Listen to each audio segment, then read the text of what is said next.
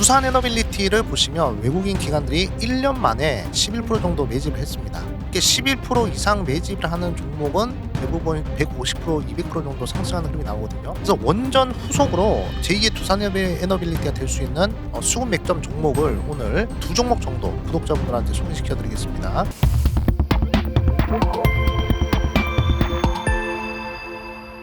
네, 반갑습니다. 구독자 여러분들, 수익민입니다. 자, 오늘은 10년 만에 찾아온 부자될 기회, 원전 다음 이주식 외국인들이 집중 투자하고 있습니다. 하반기에 큰 돈이 됩니다라는 주제로 영상을 준비하게 되었습니다. 자, 최근에 우리 한국 증시가 MSCI 선진국 지수에 편입이 된다라는 이야기가 나오고 있죠. 그래서 골드만삭스나 글로벌 투자은행 같은 경우에는 뭐라고 얘기를 했냐면, 한국이 선진국 지수에 편입이 되면 그럼 한 최대 75조 원 이상의 글로벌 자금이 유입될 수 있다, 이렇게 얘기를 했습니다. 그래서 2025년도에 관찰 대상국이 되고 2026년도에 편입이 확정이 되면 2027년도에 본격적으로 실제 편입이 됩니다. 그래서 이게 3단계 로드맵 과정이 좀 있는데, 지금은 좀 시작 단계다라고 볼 수가 있습니다. 근데 이 시작 단계가 안 좋으냐? 이 시작 단계라도 갔기 때문에 외국인들이 '아, 이 한국 시장 그래도 신뢰도가 있구나.' 그러고 매수를 적극적으로 해줄 수가 있습니다. 그래서 이 MSCI 편입 이슈는 우리나라 시장을 중장기적으로 좀 끌어올릴 만한 그런 중요한 재료가 아닌가, 그렇게 좀 보고 있습니다. 그래서 시장은 계속 긍정적인 흐름이 나올 것이다 보고 있고요. 그리고 이제 미국의 소식을 한번 보도록 하겠습니다. 최근에 이제 6월 달에 연준의 중앙은행 회의가 끝났습니다. 자, 일단은 뭐 파월 의장이 좀 매파적인 발언을 했다라고 언론에서 얘기를 하고 있는데, 저는 잘 모르겠습니다. 아무튼 시장의 방향성에 대한 그런 영향을 좀 크게 주지 못했던 것 같고, 좀 이제 기억에 남는 몇 가지 얘기들을 좀 살펴보면 스태그플레이션에 대한 얘기입니다. 일단은 미국은 성장이 둔화되고 있고 물가는 여전히 높은 그런 상황이다, 이렇게 얘기를 했고요. 그리고 트럼프의 관세도 지금 현재 시장에서는 좀 큰 문제다, 좀 부담스러운 상황이다, 이렇게 언급을 했습니다.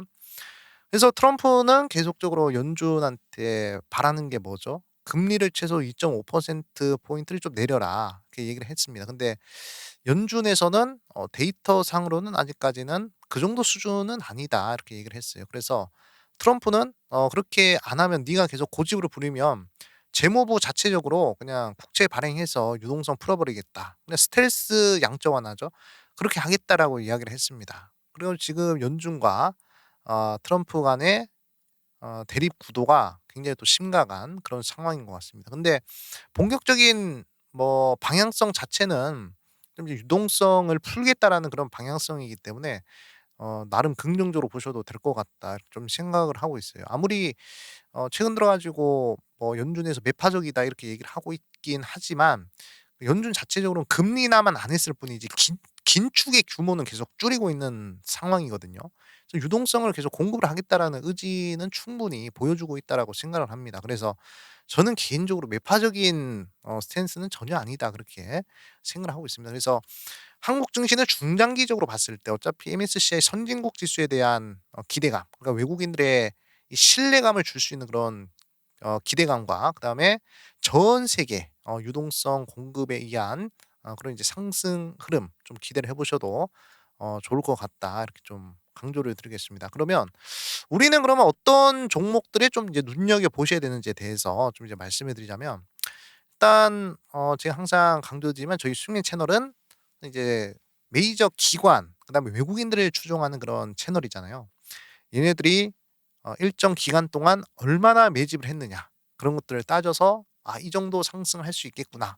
이렇게 이제 판단하는 게 저희 채널의 가장 큰 그런 이제 분석이고, 그리고 장점이라고 생각을 합니다. 그래서 오늘도 원전 후속이라고 말씀드렸잖아요. 원전이야 이미 제가 관련된 종목들 강조 많이 드렸어요. 뭐 두산에너빌리티 같은 경우에도 이제 두산중공업 시절부터 10,000원 이하의 시절부터 원전이 대세가 될 것이기 때문에 좀 매수를 하셔야 된다, 2-3년 전부터 강조를 드렸고, 실제로 6만 원 정도라고 좀 이제 강조 드렸습니다. 6만 원 정도 되면 어차피 자산이랑 시가총액이 맞아떨어지기 때문에 한 6만 원 정도까지는 기본적으로 갈 것이고, 그 위로부터는 이제 뭐 기술적 부분에 대한 영역이다, 그렇게 좀 강조를 드렸습니다. 그래서 실제로 두산에너빌리티가 이제 6만 원까지 왔었고, 그다음에 그 두산에너빌리티 말고도 좀 이제 후속주로 볼 만한 종목이 이제 현대건설. 좋은 흐름 나오고 있죠. 우리기술 2배 올라갔습니다. 그리고 한전산업 다 좋은 흐름 나오고 있어요.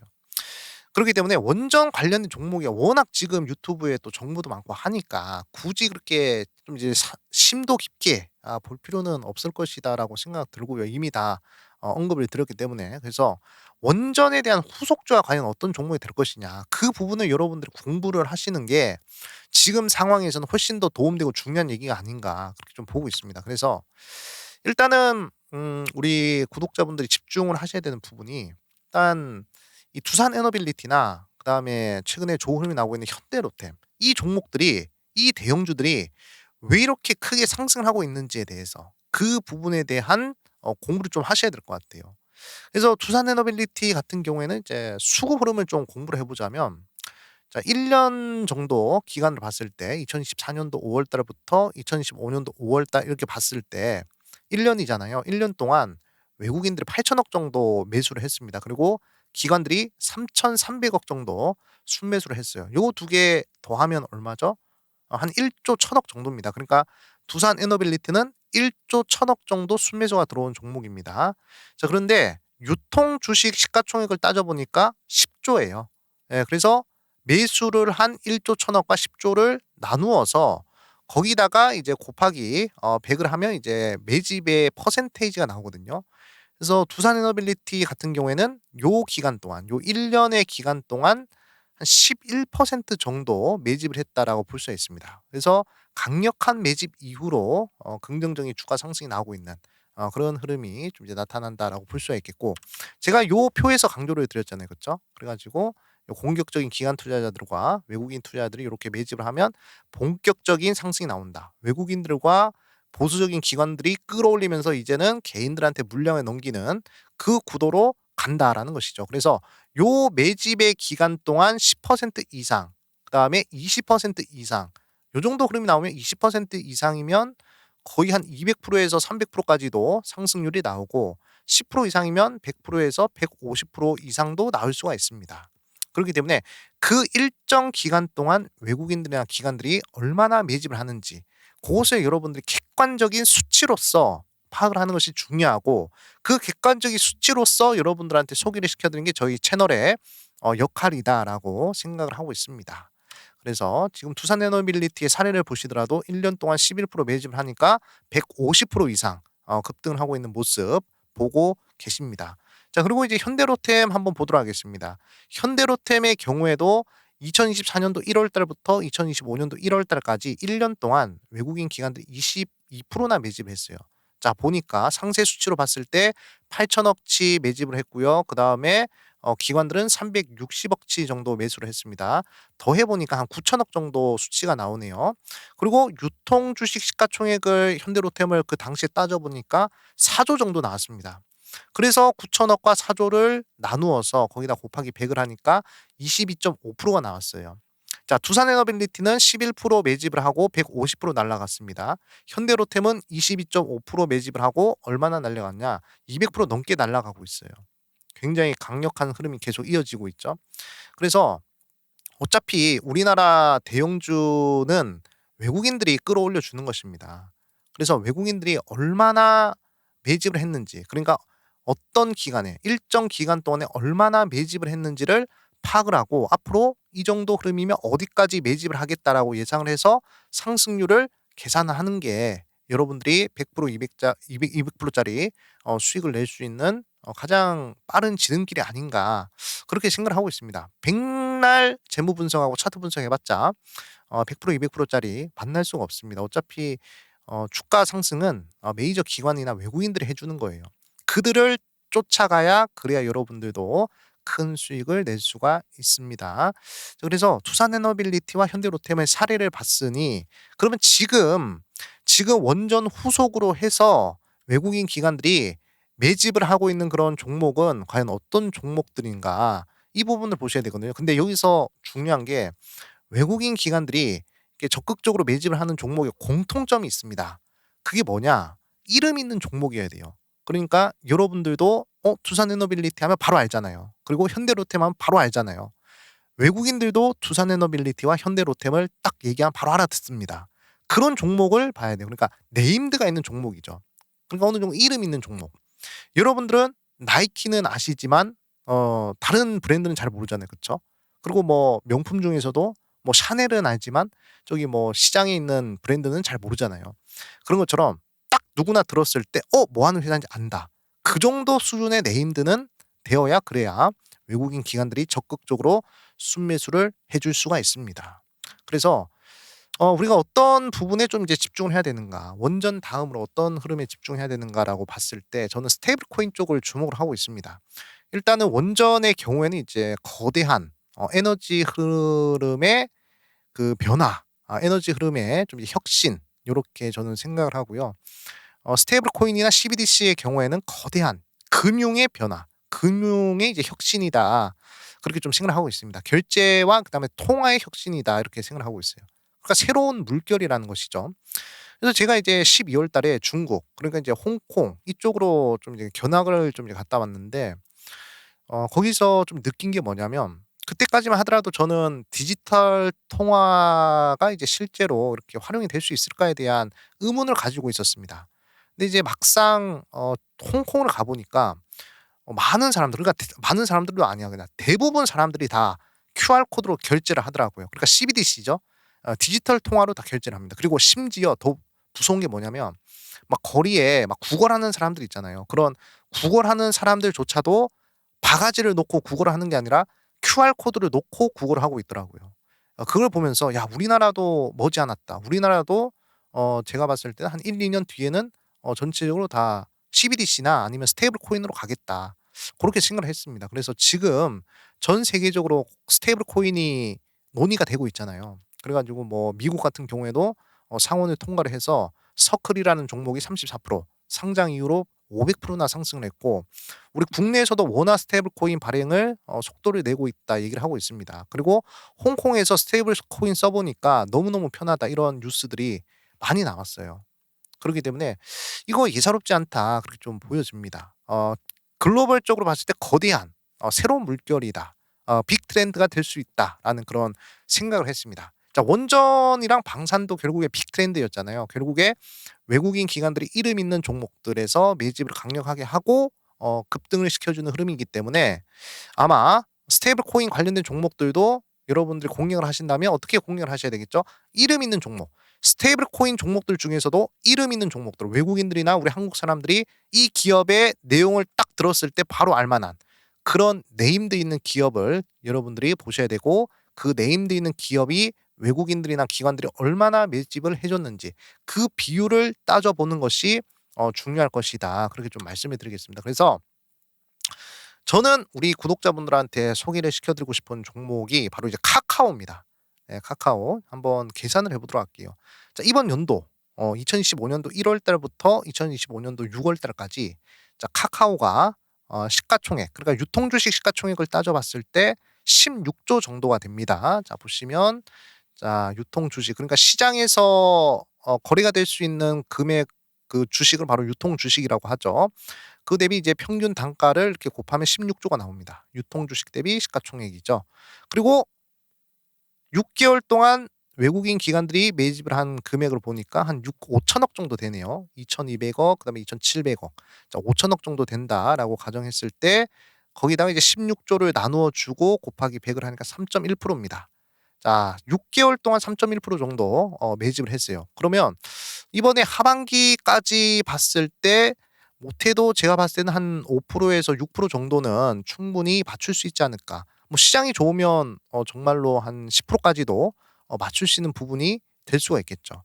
그러면 이제 외국인 기관들이 유통 주식 대비해서 10% 정도 매집 비율을 맞추면 그러면 두산에너빌리티처럼 이제 150% 까지도 평균 단가 대비해서 상승할 수 있는 자리가 나오지 않을까 그렇게 좀 보고 있습니다. 그래서 결국에 이번 연도까지 5% 6% 맞추고 그다음에 내년에 한 8% 9% 상반기에 맞추면서 내년 한 중순쯤으로 해서 또 대시세 흐름이 나오는 그런 시나리오가 카카오의 흐름으로 봤을 때는 가장 긍정적인 시나리오가 아닌가 그렇게 좀 보고 있습니다. 그래서 지금 한 3.1% 정도에게 '이거밖에 매집을 안 했단 말이야.' 이렇게 생각을 할 수도 있는데 자 두산에너빌리티도 그렇고요. 그리고 현대로템도 그렇고 2%였던 시절도 있고요. 3%였던 시절도 있고 5%였던 시절이 다 있습니다.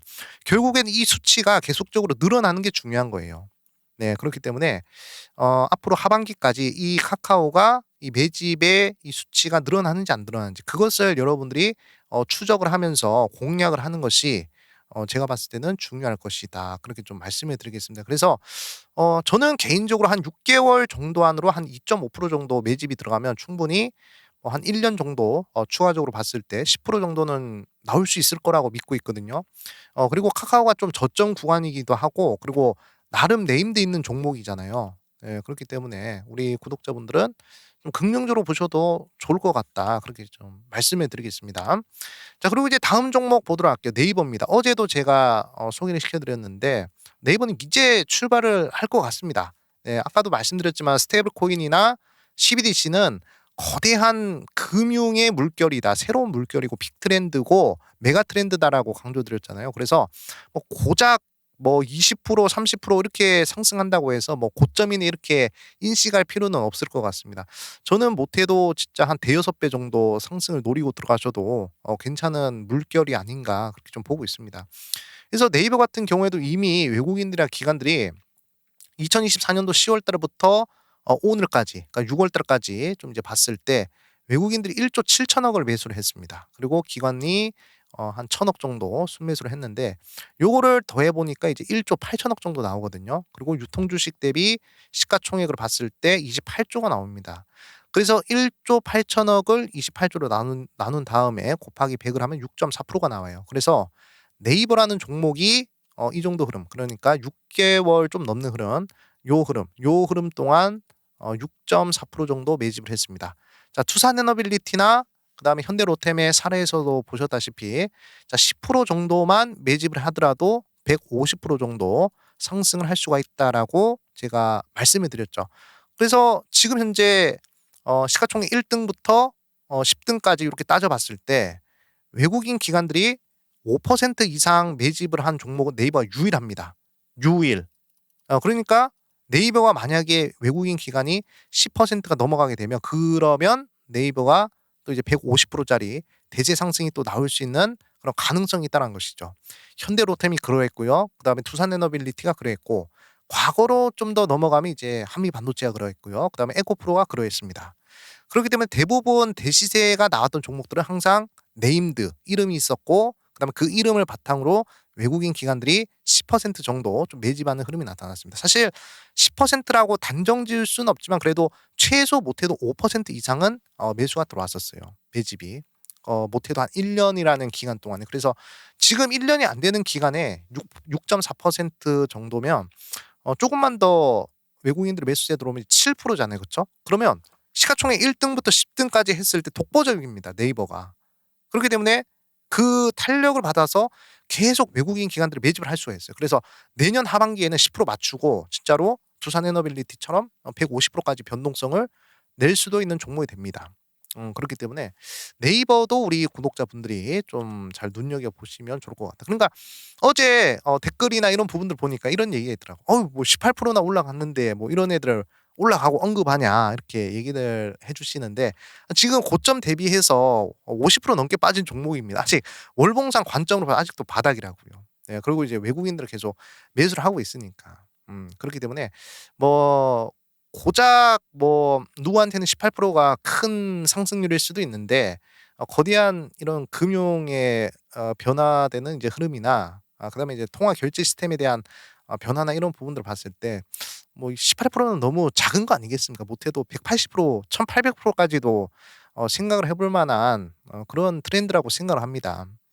그렇기 때문에 이 부분 참고를 해 주시면 대단히 감사하겠고요.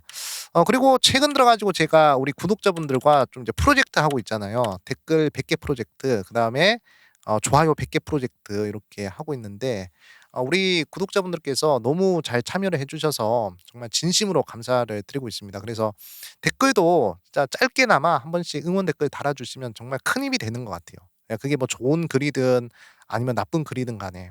그렇기 때문에 댓글 참여 열심히 해 주시면 제가 또 하트 달아 드리거든요.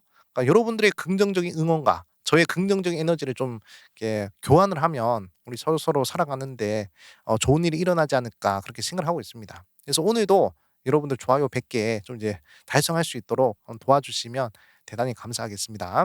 자, 그리고 이제 마지막으로 저희 숙민 채널 100% 무료로 텔레그램방 운영을 하고 있습니다. 여기서 다양한 투자 콘텐츠 여러분들과 공유를 하고 있는데, 일단은 제가 이 유튜브에서 언급드리지 못하는 그런 수급 맥점의 종목들도 있잖아요. 메이저 수급을 추정하는 부분들도 제가 텔레그램 방에서 언급을 드리고 있습니다. 그래서 요 부분들을 보고 수급 공부를 하시면 되고요. 그다음에 제가 장시하기 전에 뉴스들 싹 다 뽑아서 관련된 종목들과 대장주, 그다음에 그 뉴스가 얼마나 중요한지 이렇게 표시를 해 드리고 있습니다. 그리고 이제 급등하는 종목들의 공통점을 뽑아서 여러분들이 또 급등주 선점할 수 있도록 방향성 제시를 해 드리고 있습니다. 자, 그리고 제가 직접 작성한 전자책 공유를 해 드리고 있고요. 그다음에 그리고 자료집들도 무료로 전부 다 텔레그램 방 안에서 공유를 해 드리고 있습니다. 그래서 더보기란에 링크가 있습니다. 요 보이시면 링크 표시해 드렸죠? 요 링크를 터치하시면 여러분들 바로 입장을 하실 수가 있습니다. 그래서 입장하셔서 "좋은 콘텐츠 우리 함께 공유를 하자." 이렇게 좀 말씀을 드리겠습니다. 네. 오늘도 우리 구독자분들 지루한 영상 끝까지 시청해 주셔서 감사합니다. 최대한 영상을 좀 짧게 짧게 좀 이제 촬영을 해 보고 싶은데 그게 쉽지가 않습니다. 네. 다음에는 더 줄일 수 있도록 그렇게 노력을 좀 하도록 하겠습니다. 네. 여러분들의 수익을 위해서 항상 노력을 하고 최선을 다하도록 하겠습니다. 네. 지루한 영상 끝까지 시청해 주셔서 감사하고요. 항상 좋은 일만 있고 행복하시고 건강하시길 진심으로 기도하겠습니다. 다음에 뵙겠습니다, 여러분들. 수익!